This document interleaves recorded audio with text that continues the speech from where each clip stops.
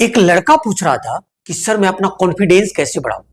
मैंने सिर्फ उसे एक चीज कहा, बाबू तुम अपना नॉलेज बढ़ाने की कोशिश करो, कॉन्फिडेंस नहीं। Because your confidence is the by product of your knowledge. आज हम लोग प्रेजेंट कंटिन्यूअस टेंस को समझते हैं। प्रेजेंट कंटिन्यूअस टेंस को हम प्रेजेंट इम्परफेक्ट टेंस के नाम से भी जानते हैं। तो अब हमारे पास ये क्वेश्चन है कि पता कैसे चलेगा कि प्रेजेंट कंटिन्यूअस टेंस सेंटेंस हम किसको कहेंगे। तो एक चीज आपको ध्यान में रखना है कि प्रेजेंट कंटिन्यूअस की पहचान करने के लिए बस सेंटेंस के लास्ट में रहा हूं, रहे हैं, रहे हो या रही है लगा हुआ रहे तो आप समझ जाएंगे कि वो प्रेजेंट कंटिन्यूअस टेंस है या प्रेजेंट इम्परफेक्ट टेंस है। जैसे कि मैं खा रहा हूं, वे लोग जा रहे हैं, सब में रहा हूं, रहे हैं, रही हूं, मतलब इस तरह से जैसे मैं खा रही हूं या कोई कहता है कि वह जा रहा है। तो मतलब आपको इस चीज को सिर्फ ध्यान में रखना है कि सेंटेंस के लास्ट में अगर रहा हूं, रही हूं, रहे हो ऐसे मतलब कि लगा हुआ रहे तो इस तरह के जो सेंटेंसेज है वो प्रेजेंट कंटिन्यूअस का होगा।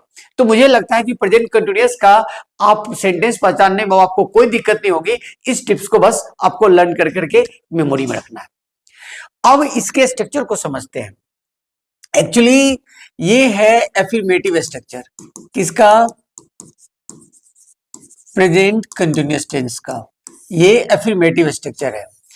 तो इसका जो स्ट्रक्चर होता है कि सबसे पहले हम लिखेंगे सब्जेक्ट, फिर is am are according to subject, उसके बाद V1 प्लस आईएनजी, फिर ऑब्जेक्ट कॉम्प्लीमेंट।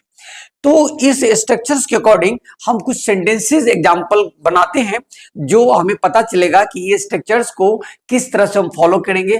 क्योंकि स्पीकिंग के लिए जब आप बिगिनिंग स्टार्ट करेंगे तो डेफिनेटली आपको सारे स्ट्रक्चर्स को ही समझना होगा, क्योंकि हम उसी के सारे अपना स्पीकिंग स्टार्ट करते हैं, कभी सिंपल प्रेजेंट में, कभी कंटिन्यूअस में, कभी परफेक्ट में, कभी पास्ट में, तो कभी फ्यूचर में।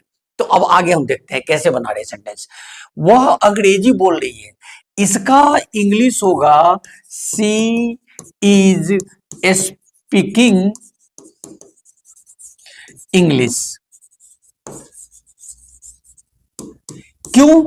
क्योंकि सी जो है सब्जेक्ट है और सी सिंगुलर सब्जेक्ट है, इसीलिए यहां पर क्या लग जाएगा, इज, इसके बाद V1 प्लस आईएनजी और उसके बाद फिर ऑब्जेक्ट कॉम्प्लीमेंट के ऑब्जेक्ट के रूप में इंग्लिश हमको लिख देना है। बस इतना चीज आपको ध्यान में रखना है, स्ट्रक्चर्स को सिर्फ माइंड में रखना है, उसके बाद आप एकदम कंफर्टेबली सेंटेंसेस बना लेंगे जो आपको स्पीकिंग के साथ साथ राइटिंग स्किल इंप्रूव करने में भी काफी हेल्प करेगा। दूसरा सेंटेंस है कि हम लोग बाजार जा रहे हैं। तो बस सिंपल यहां क्या हो जाएगा, वी, और यहां इज नहीं होगा, क्यों होगा आर, क्योंकि आपको ध्यान में रखना होगा कि वी पुल्लर है, इसीलिए इसके लिए क्या लगाएंगे, पुल्लर वर्ब, यानी आर का इस्तेमाल होगा। वी आर बाजार जा रहे हैं तो गोइंग टू मार्केट, बस हम लोग बाजार जा रहे हैं। और थर्ड जो है कि वे लोग रो रहे हैं। बस आपको एक चीज ध्यान में रखना है कि सिर्फ इसका सब्जेक्ट और वर्ब चेंज होगा, बाकी उसी स्ट्रक्चर के सारे हम सारे सेंटेंसेस को इजीली कन्वर्ट कर देंगे। तो वे लोग रो रहे हैं तो वे लोग का इंग्लिश क्या हो जाएगा, दे, उसके बाद फिर आर, और रो रहे हैं मतलब वीपिंग, वे लोग रो रहे हैं। बस इस स्ट्रक्चर को दिमाग में रखना है और इस स्ट्रक्चर को समझ करके आप इसी तरह से बहुत सारे सेंटेंसेस बना सकते हैं। तो इसका कुछ और एग्जांपल देख लेते हैं।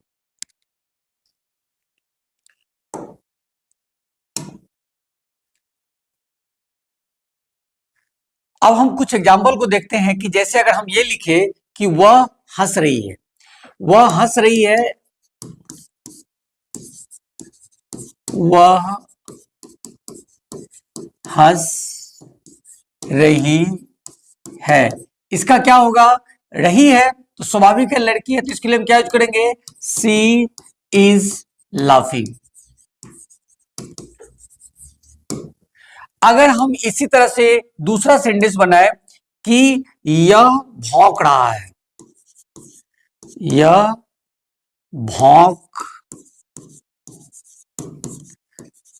रहा है, इसका इंग्लिश क्या हो जाएगा, हम डेफिनेटली हम किसी एनिमल के बारे में बात कर रहे हैं तो क्या लिखेंगे, ये डॉग हो सकता है, इट इज बाकिंग।